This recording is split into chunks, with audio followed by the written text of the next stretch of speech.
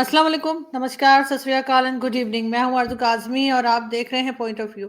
हमारे साथ हैं जी साजिद तार साहब। बहुत शुक्रिया सर कि आज आप यहाँ माय आए। Pleasure, thank you. Thank you, thank you so much. Sir, सबसे पहले ईरान और इज़राइल की बात करेंगे। अमेरिका भी बीच में है और एक टेंशन बनी हुई है, जैसे कि ईरान का लग रहा है मूड कि वो उसने जो है अटैक करना है। कई एम्बेसीज जो है डिफरेंट कंट्रीज में, भारत समेत, वो भी बंद हुई हैं इज़राइल की। क्या देख रहे हैं, एक बार और जंग आगे बढ़ने वाली है?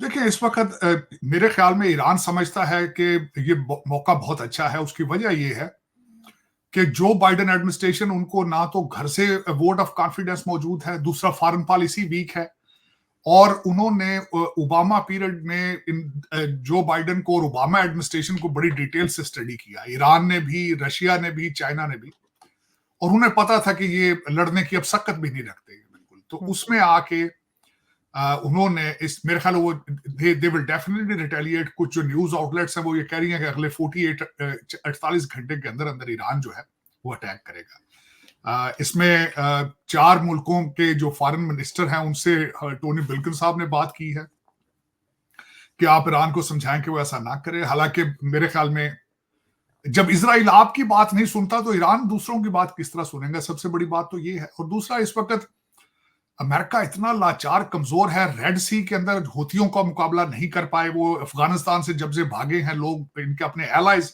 इनके ऊपर ट्रस्ट नहीं करते। जो खुद अपने आप की हिफाजत करने की सलाहियत नहीं रखते, वो किसी के साथ क्या करेंगे। इस वक्त अमेरिकन आर्मी जनरल्स जो है वो सारे तल अवीव इजराइल जा चुके हैं और वहां पे जाके उनको मशवरे दे रहे हैं कि किस तरीके से इजराइल को प्रोटेक्ट करें, और उसके बाद अगर अटैक करते ईरान करता है तो आपने उसको उसके बाद रिटेलिएट किस तरह करना है। ये तैयारियां इस वक्त जारी हैं वहां पे। इसमें जो खास कर बताया जा रहा है कि ईरान ने अपनी एयर स्पेस बंद करके अपनी मिलिट्री एक्सरसाइजेस जारी कर रखी हैं, और ऊपर सैटेलाइट से अमेरिकन इनको देख के इजराइल को सारी इतला दे रहे हैं। ईरान जो है वो अटैक करने का जो अमेरिकन अपनी असेसमेंट है कि वो अटैक करेंगे ड्रोन्स के साथ और मिसाइल्स के साथ। और ईरान और इजराइल के दो तीन शहर उनके इस वक्त हिट लिस्ट पर मौजूद है। लफ्तांजा जो एयरलाइन है, जो मेरे ख्याल वाहिद एयरलाइन थी यूरोपियन जो तेहरान फ्लाई करती थी, उन्होंने एक दिन मजीद अपनी जो है वो बैन कर दिया है कि हम नहीं जाएंगे फ्लाइट लेकर वहां पे। और ईरान के जो आयतुल्ला हैं, उन्होंने ईद के ऊपर जो तकरीर की थी, उन्होंने उसमें कहा था कि जो इंटरनेशनल जो दूसरे ममालिक की एम्बेसीज होती हैं वो बिल्कुल ऐसे ही है जिस तरह उनकी अपनी सॉइल हो, और जिस तरह इन्होंने अटैक किया है तो डायरेक्ट ईरान के ऊपर अटैक। तो इन सारे सर्कमस्टांसेस में अगर देखा जाए तो ईरान स्ट्रांग है इस वक्त उनकी पोजीशन। इजराइल वैसे भी बैकफुट पर है। जिस तरह के डोनाल्ड ट्रंप साहब ने अगले दिन अपनी एक स्पीच में उन्होंने भी अपनी पॉलिसी चेंज की, पहले की तरह नहीं है। उन्होंने भी कहा है कि ईरान जो है इस वक्त दुनिया से अपनी जो पीआर उनकी है वो लूज कर चुका है, अपनी क्रेडिबिलिटी लूज कर चुका है। और दूसरा भी उन्होंने ये भी कहा है कि अगर इस वक्त जितने डिप्लोमेट्स हैं वॉशिंगटन डीसी में और दूसरे मुल्क जो है सारे, वो सोच रहे हैं, देख रहे हैं, डोनाल्ड ट्रंप को बड़े करीब से स्टडी कर रहे हैं कि अगर वो इलेक्शन जीतते हैं तो क्या करेंगे। तो उन्होंने दूसरी साथ एक और भी स्टेटमेंट दी है कि इजराइल को चाहिए कि वो जल्द से जल्द अपने टारगेट अचीव करके वापस चला जाए। तो इस वक्त इजराइल जो है वो एक कॉर्नर में जा चुका है। लेकिन जो उनकी मैं, और दूसरा बीबी नेतन्याहू जो है इजराइल के अंदर, वहां भी पॉपुलैरिटी जो है लूज कर चुके हैं। वहां भी मुसलसल उनके खिलाफ रेजिग्नेशन की आवाजें निकल रही हैं, जुलूस निकल रहे हैं। लेकिन आफरीन है कि वो जंग नहीं बंद कर रहे। आज भी उन्होंने 5 अटैक किए हैं लेबनान के ऊपर हिजबुल्लाह के। अकॉर्डिंग टू इजराइल, वो कहते हैं हमने जो हिजबुल्लाह का इंफ्रास्ट्रक्चर खत्म कर दिया। लेकिन मेरा ख्याल है अगर देखा जाए तो वो पूरे तरीके से हमास को भी खत्म नहीं कर पाए। इस वक्त 33-34 हजार लोगों का मर्डर किया है उन्होंने, और उनके मुताबिक उनमें 11-12 हजार हमास के लोग मौजूद थे, जो जितने लोग उन्होंने खत्म किए। लेकिन वो हमास को अभी तक पूरे तरीके से एलिमिनेट, जो वो उनकी ख्वाहिश थी कि पूरे तरीके से एलिमिनेट किया जाए, वो नहीं कर पाए। दूसरा, जिस तरीके से वो चाहते थे कि रफा से सारे फलस्तीनियों को निकाल के पता नहीं शॉपिंग मॉल बनाए जाए, पता नहीं क्या मॉल, वाटर फ्रंट प्रॉपर्टीज, जिस तरह डोनाल्ड ट्रंप साहब का दामाद है वो इस तरह के बयान दे रहे थे। लेकिन उस तरह वो कर नहीं पाए इस वक्त अगर देखा जाए कि। और यहाँ पे भी जो आए थे उनके प्लानिंग के मिनिस्टर, उन्होंने भी इसी तरह की प्रपोजल जो दी थी कि इन सारे फलस्तीनियों को उठा के हम टेंटों में ले जाएं तो कहीं बाहर रखें इनको, इजिप्ट में रखें या कहीं अफ्रीका में रखें, तो यहाँ इजराइल जो है इस पर कब्जा करे। अब पता नहीं ये किस तरीके से हो पाएगा, नहीं हो पाएगा, लेकिन फिर भी मुझे रंज जरूर है, दुख ये है कि जो इस्लामिक वर्ल्ड है वो बिल्कुल उसके कोई उनको फिक्र नहीं किसी चीज की भी। 2 बिलियन लोग हैं, वो सारी दुनिया ही गाजा बन चुकी है उनके लिए।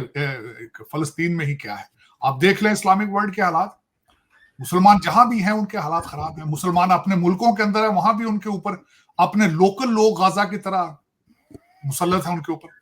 आप इस वक्त पाकिस्तान के हालात देखे जाए तो जो गजवा भावल नगर हुआ है परसों, पूरा एक ब्रिगेड आर्मी का जाके उन्होंने थाने के ऊपर अटैक किया और वहां से एसएचओ को निकाल के उसके कपड़े फाड़ कर उसको चौक में ले जाके सुना 2 घंटे के लिए उसको कान पकड़वा दिए। तो आप खुद अंदाजा लगा लें मुसलमान मुल्कों के क्या हालात है। मिडिल ईस्ट के अंदर, खलीज के अंदर जो ममालिक है वहां मुसलमान बोल भी नहीं सकते, जो बोलता है उसको उठा के ले जाते, मार देते, खत्म कर देते। इजिप्ट की हालत आप मगर देख।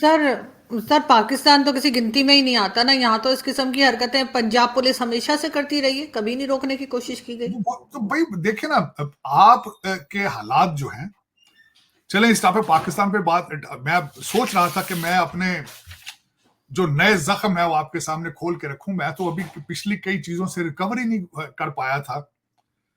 मैं पहले आपके सेनेट के इलेक्शन थे जो उस पर अभी कवर नहीं कर पाया था। उसके बाद जो पीआईए का जहाज जो जाना जद्दा था चला मदीना गया, वापस आया जद्दा से, जाना उसने इस्लामाबाद था वो लाहौर चला गया। और अभी तक मैं वो मरियम नवाज के 500-500 600 वाले सूटों की खबर से ही अभी संभला नहीं था मैं अभी तक। तो ये सारी मैं चीजें डाइजेस्ट करने की कोशिश कर रहा था, तो साथ ही भावल नगर वाला हादसा हो गया है। अब उसमें मुख्तलिफ किस्म के इस वक्त आरजू, मैं पहले बताना चाहूंगा, खुद इस पे आप इंसाफ कीजिएगा। मैंने चीजों को स्टडी किया इस हादसे के हवाले से।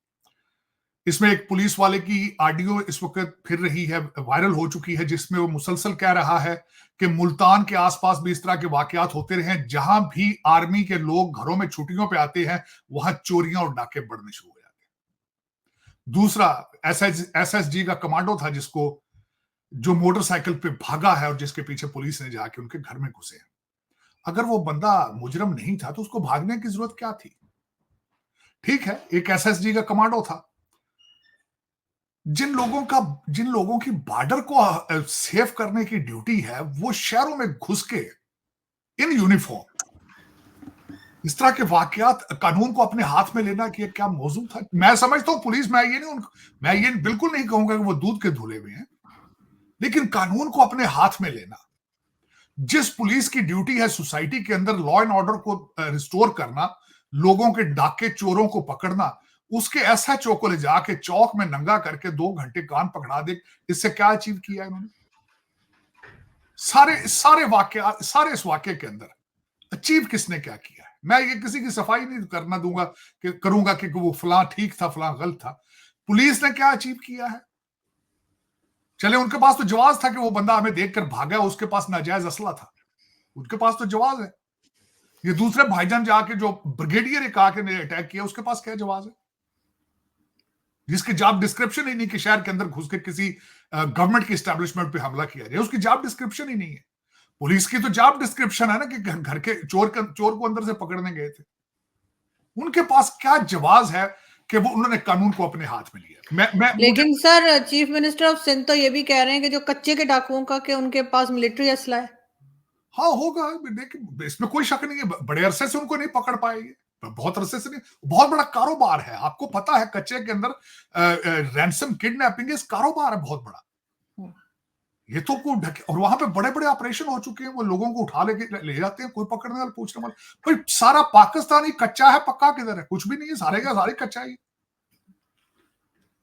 आपके इस्लामाबाद में वो जो एक हाउसिंग कॉलोनी के मालिक को उठा के ले गए थे और उसका ससुर मार दिया था पकड़ के उन्होंने, मार के। तो फिर इस्लामाबाद भी कच्चा ही है आपका, पक्का कहाँ है आपका?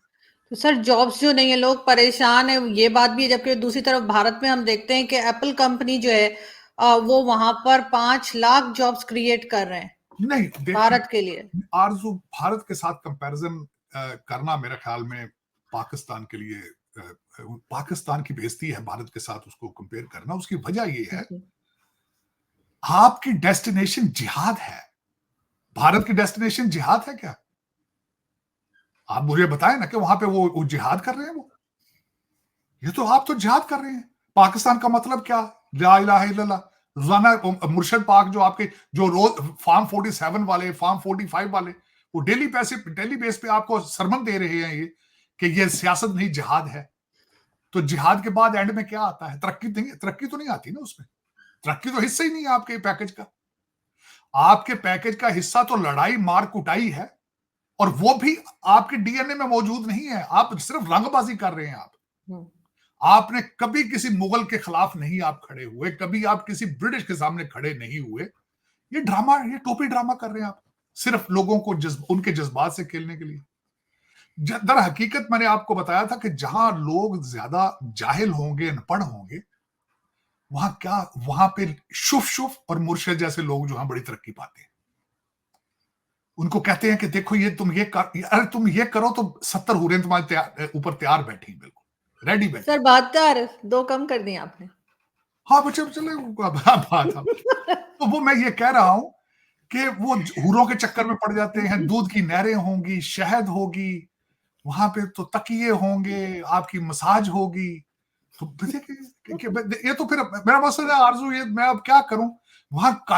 देखें, एक तो वो शुफ शुफ वाले भाईजान थे, और उसके बाद देखें मुर्शद भाईजान को किसी एक खातून ने कहा मुझसे शादी करो, वजीर आजम बन जाओगे। वो भी शुफ शुफ हो गया ना। वो कितना बड़ा धोखा। अगले दिन सुना है मिले हैं ईद पे, तो उन्होंने उनको वजाइफ बताए हैं मजीद। उन्होंने कहा कि नहीं, वो पिछली दफा गलती हो गई है, जिन्नात ने मुझे कहा ये पढ़ा करो। जिन्नात दुनिया के अंदर, आप मुझे, भारत जिन्नात से चल रहा है? मेरी ये क्वेश्चन है। टेस्ला या एप्पल को वहां जिन्नात तो नहीं लेके आ रहे ना। आपका तो कंट्री एटॉमिक पावर जिन्नात चला रहे हैं भाई। ये बहुत बड़ा मिरेकल है। 21st सेंचुरी का सबसे बड़ा मिरेकल ये है कि एक एटम पावर को जिन चला रहे हैं। चलाते रहे 3.5 साल, चले मर्जी। सर ये चलाएंगे कैसे बगैर एनर्जी के? ये जो बात करते हैं कि एनर्जी के ऊपर तो कोई काम करता नहीं। भारत में देखे उन्होंने एनर्जी पार्क बना दिया, जो कि उससे पेरिस से भी बड़ा है। दुनिया का सबसे बड़ा पार्क बना दिया मोदी जी ने। आरजू वो तो बनाएंगे क्योंकि उनके पास नेशनलिज्म है। उन्हें पहली दफा मजा आया है इस चीज का। पहले कांग्रेस तो कोलिशन गवर्नमेंट बनाती थी, सीधे तरीके से चलती नहीं थी। पहली दफा एक पार्टी के पास इतनी अक्सरियत आई है, तो उन्हें वो तो कर रहे, नेशनलिज्म उनके पास है। दूसरा देखिए ना, मैं एलिमेंट अगले दिन पढ़ रहा था, आज भी, बल्कि चाइना के साथ मुसलसल कंपैरिजन हो रहा है आज भी। बल्कि कई इस वक्त जो कंपैरिजन बता रहे हैं कि किस तरीके से भारत जो है वो चाइना की इकोनॉमी को बाईपास करेगा आने वाले दिनों में। दूसरा, मैंने आपको कहा था कि इस वक्त बिजनेसेस सारे निकल रहे हैं कोविड के बाद, चाइना से निकल रहे हैं, तो वो जा कहां रहे हैं? भारत आ रहे हैं। तो उसमें आके आरजू जी मैं वो असल में आपके सामने से वो मेरा थोड़ा अच्छा, उन्हें को मैं समझा शायद कनेक्शन कट गया, लेकिन उसमें मैं ये रहा था कि इस वक्त भारत जो है वो सबसे बड़ी तरक्की का सीक्रेट उनका क्या है? Educated middle class. ये बहुत बड़ी एक पावर होती है कि एजुकेटेड मिडिल क्लास हो उनके पास, और वो सबसे बड़ा वेपन है उनका तालीम उनकी।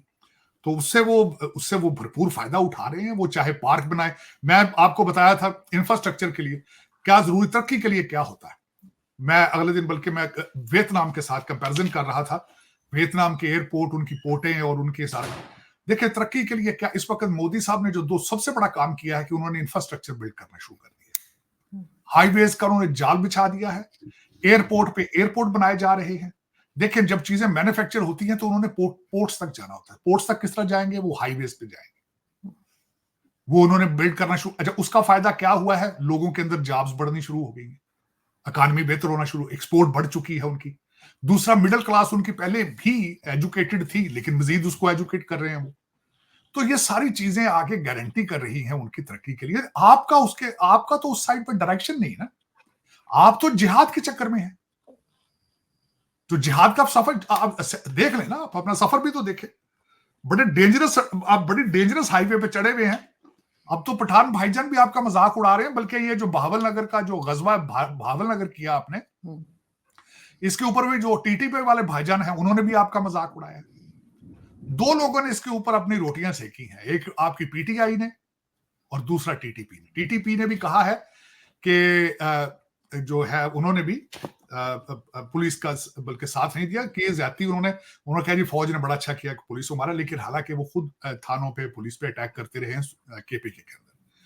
लेकिन अब मजाक बन चुके हैं इस वक्त। इससे आगे बात की जाए तो आप और इस पे हमारे चीफ मिनिस्टर ने कोई स्टेटमेंट नहीं दी। चीफ मिनिस्टर ने डोर से किसी बच्चे का गला कट गया, वहां उसका एक्शन ले लिया है। यहां पुलिस का ये सारा जो मजाक बना है किसी ने एक्शन नहीं लिया। फिर उसके बाद हमारे जो डॉक्टर साहब हैं आईजी पंजाब के, उन्होंने कोई इसको कवर करने की कोशिश नहीं की, बल्कि उन्होंने मुराल हाई करने के लिए एक और साथ ड्रामा, नई स्कीम चला दी। उन्होंने 700 पुलिस वालों को तरक्कियां दे दी, शायद इससे उनका मुराल बेहतर हो जाए, लेकिन इससे मुराल बेहतर नहीं होगा। इसकी वजह यह है कि कौम सारी ही पहले, इस वक्त अगर देखा जाए तो इमरान खान ने, पीटीआई ने बड़ी मेहनत करके हमारी इस्टेब्लिशमेंट के लिए खिलाफ जलसे कर करके पहले ही लोगों को बड़ा मुतरफर कर रखा है। और ये हादसा हुआ है, इस पे डैमेज कंट्रोल अभी तक किसी ने करने की कोशिश नहीं की। मेरा ख्याल है लोग समझते ही नहीं है, वो कहते क्या फर्क पड़ता है, हफ्ते 10 दिन में लोग भूल जाएंगे। ये इसके लिए यही कर रहे हैं। ऐसा चलता रहता है ना सर। आप ये देखें कि हमारी जो पंजाब की चीफ मिनिस्टर है वो आती जाती है हेलीकॉप्टर से, लेकिन कितना सादे कपड़े पहनती है, 600 700 500 के। बिल्कुल 500-600 रुपए का अगर देखा जाए तो किसी अच्छे रेस्टोरेंट से 5 रोटियां नहीं मिलती, कहते हैं कपड़े मिलते हैं। पता नहीं कहां से। आई विश के 500-500 के कपड़े बेचने का लोगों को देने शुरू कर दें। लेकिन अफसोस है आरजू, मैं जिस तरीके से आप चल रहे हैं इस वक्त, उनको फिक्र इस बात की नहीं है कि पाकिस्तान में क्या हो रहा है। सबसे बड़ा इस वक्त आपके जो प्राइम मिनिस्टर हैं, उनको इस वक्त सबसे ज्यादा जल्दी है, बजट आ रहा है। बजट आ रहा है, उसकी फिक्र पड़ी है, क्योंकि बजट IMF ने पैसे देने हैं तो बजट बनेगा। तो फिर उसमें देखिए ना, डॉलर तो चाहिए ना आपको, तो डॉलरों की तो बहुत जरूरत है आपको।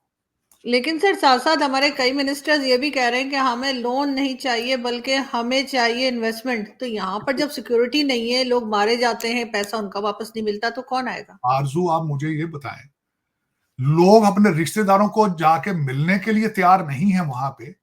आप सोच नहीं सकते कि मैं जब पाकिस्तान की यहां से टिकट लेता हूं तो मेरे जितने अमेरिकन दोस्त हैं वो आके अफसोस करना शुरू कर देते हैं मुझसे, यार तुम वहां जा रहे हो, क्या खैरियत तो है, इंश्योरेंस कराई है तुमने, वापस आओगे किस तरह आओगे, यार तुम्हारे साथ कुछ हो रहा है। यार बंदा अपने रिश्तेदारों को मिलने के लिए परेशान है, आप कहते हैं वहां इन्वेस्टमेंट है। कौन सी इन्वेस्टमेंट, किसकी करोगे इन्वेस्टमेंट? दिल से जरा सोच। 250 मिलियन लोगों से पूछे, आपके यहां इन्वेस्टमेंट करने के लिए पाकिस्तानी नहीं आ सकता, तो बाहर के कौन लोग किस तरह आएंगे? आप PIA फॉर सेल लगाकर बैठे हैं, इतने कोई देख रहा है आपको PIA लेने के लिए? लेकिन बस उसमें देखे ना, वापस आके कह देते हैं सऊदी अरेबिया 25 बिलियन यहां लगाएगा। ये आपके 4 वजीर आजम मुसलसल ये कह चुके हैं।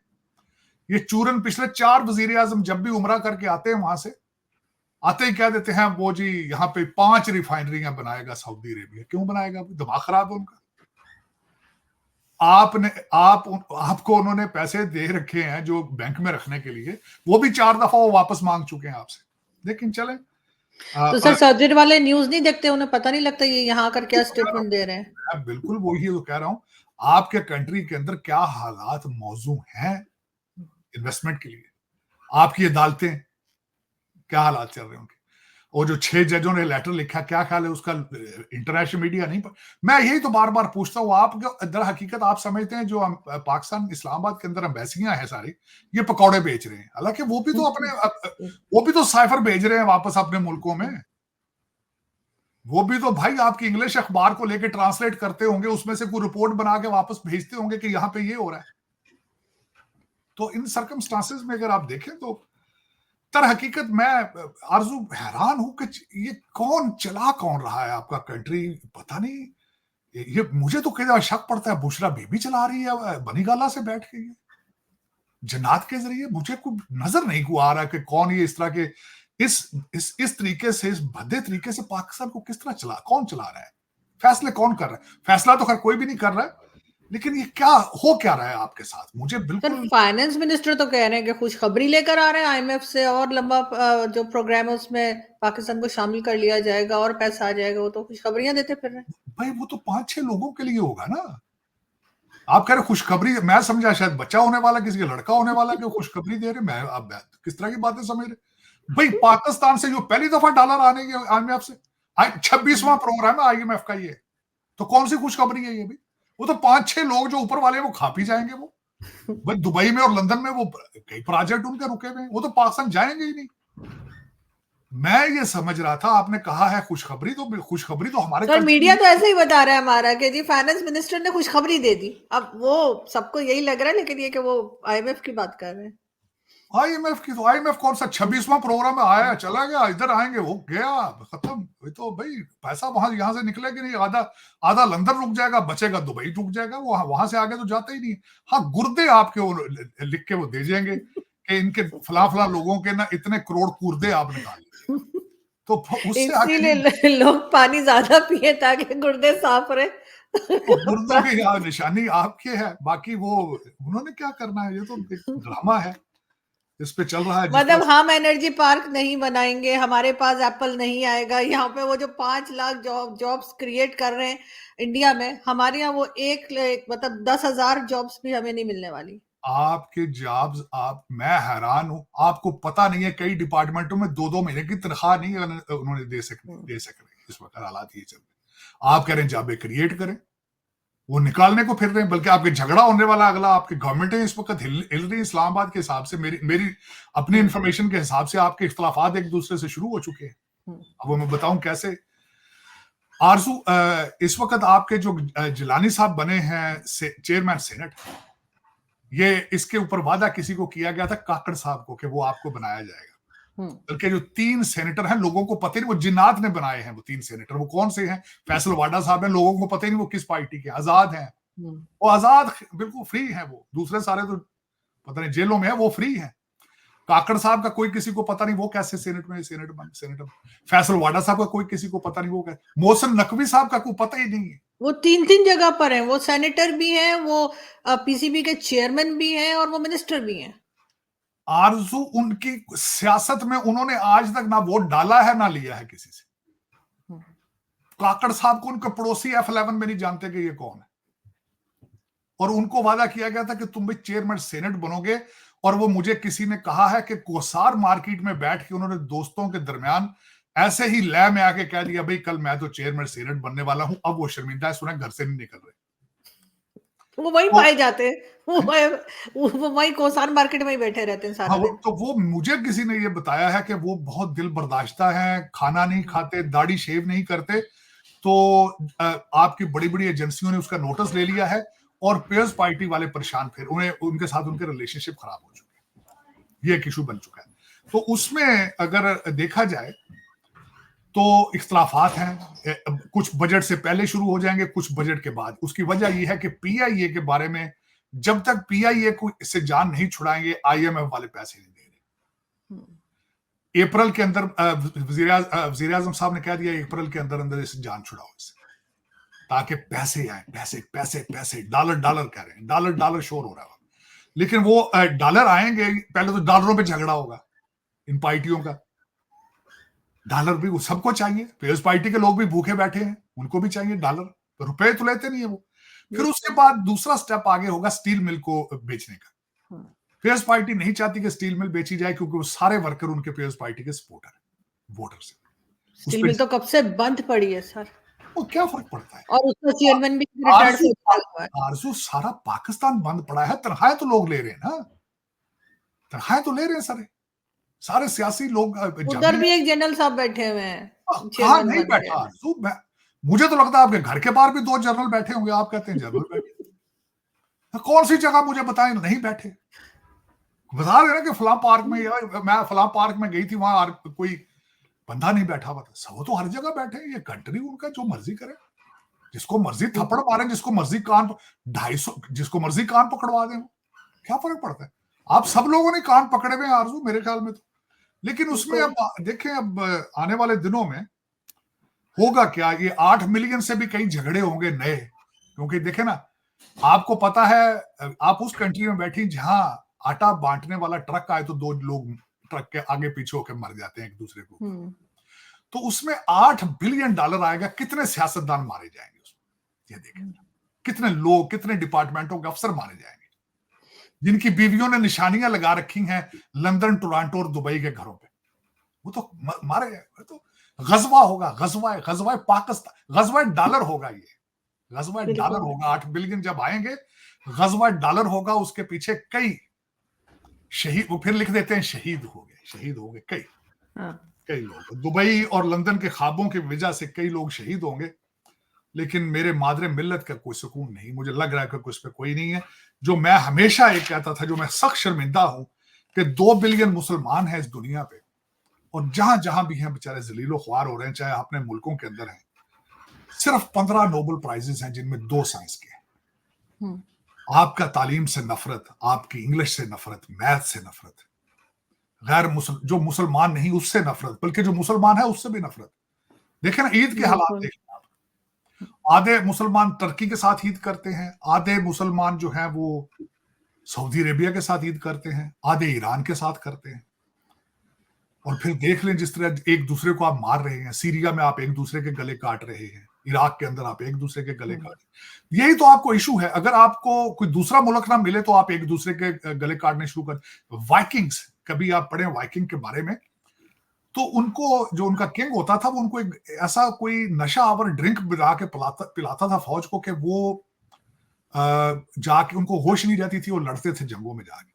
तो एक पीरियड ऐसा आया कि उन्होंने सारे आसपास के इलाके जब फतह कर लिए तो कोई जगह बची नहीं, तो फौज आपस में लड़ना शुरू हो गई, फिर उन्होंने अपने किंग को मार दिया। यही स्टोरी है आपकी। आपको सामने कोई और अफगानिस्तान देख लें। अफगानिस्तान से जब रशिया निकल के गया था तो उन्होंने एक दूसरे के गले काटने शुरू कर दिए थे। तो ये दर हकीकत आपका मसला है। पता नहीं कि आप why don't you become a workable people, why आप एक दूसरे कोशिश करके पढ़ लिख जाएं, दुनिया को अपने लिए भी एक अच्छी जगह बनाएं। वो कहते हैं आप खुद भी अमन से रहो, दूसरों को भी रहने दो। लेकिन पता नहीं क्या बात है, ये क्या एक मसला है आपके साथ। सर वैसे तो हम कहते हैं कि रिलीजन ऑफ पीस है, लेकिन वो मेरे ख्याल है वो दूसरा वाला पीस है, वो जो टुकड़े कर देते हैं, वो वाला है शायद वो पीस। देखिए आपने उसको ट्रांसलेट मर्जी से देखिए ना, इसके साथ शुरू से ही आप हाथ कर रहे हैं अपने रिलीजन के साथ। 4 स्कूल ऑफ थॉट है, फतवे पे फतवा, फतवे पे फिर हम, और चारों के चारों, आपको मैंने बताया था कि एक एक गली में 8-8 मस्जिदें हैं और सारे मौलवी एक दूसरे को काफिर काफिर कह रहे हैं। ऐसे ही तो ये किस किस्म का रिलीजन है? किसी और मेरा है दूसरे रिलीजन के अंदर भी इशू, लेकिन इस तरह गले नहीं काट रहे एक दूसरे के साथ। शायद ये हूरों का चक्कर है, क्या चक्कर है? पता नहीं सर, हूरों का बहुत खौफनाक चक्कर है। लेकिन देखते हैं सर ये आगे किस तरह से बात चलती है। खास तौर पे ईरान और इजराइल पे खास नजर है सब लोगों की। और उधर से इसमें आपको बताऊं, कई लोग तो बड़े खुश हैं कि हमारी लॉटरी निकलने वाली पाकिस्तान की, क्योंकि अगर इराक इसमें गया तो आपके तो भाई प्लाट और बन जाएंगे। यहाँ पे कई लोग आपसे हवाई अड्डे मांगेंगे, कई यहाँ नजदीक आपके सारा जो होगा। आपके कई लोगों ने तो दुबई में शुरू कर दी बातें करनी, भाई मकान ये फलां कितने का है, फलां कितने का। क्या पता आपकी लॉटरी निकल जाए। पहले देखे ना, रशिया आया था अफगानिस्तान में तो कई लोग बिलियनर बन गए थे। अब उसी तरह के लोग जो हैं वो फिर इस वक्त दुआएं मांग रहे हैं। सर अमेरिका, रशिया, अमेरिका, कोई भी देखे ना, इंपॉर्टेंस बढ़ जाएगी ना। आपका बॉर्डर जो लगता है, हाँ बिल्कुल ऐसा ही है। आपके तो वो कहते हैं ना 500-500 गज की प्लाटों की तो बड़ी मांग बढ़ जाएगी, जहां से ड्रोन उड़ सके, जहां से हेलीकॉप्टर लैंड कर सके। तो प्लाटों की कीमत बढ़ जाएगी बहुत ज्यादा। आप तो बड़े, आप तो कई लोग खुश हैं, बहुत खुश हैं रावलपिंडी के अंदर। लोग तो मिठाइयां तैयार करके बैठे हुए हैं। हाँ, वो इंतजार कर रहे हैं कि कब वो वक्त आएगा कि कब ईरान को कहेंगे, वो ईरानी प्रेसिडेंट आ रहे हैं, हो सकता है उनको बोले कि जी जल्दी जल्दी शुरू करो। कई अफसरों की बीवियां तो ज्वेलरी स्टोरों के चक्कर लगाने शुरू कर दिए। बिल्कुल ऐसा ही है सर। बहरहाल देखते हैं सर किस तरह से चीजें आगे बढ़ती हैं। थैंक यू सो मच कि आपने ज्वाइन किया। Thank you.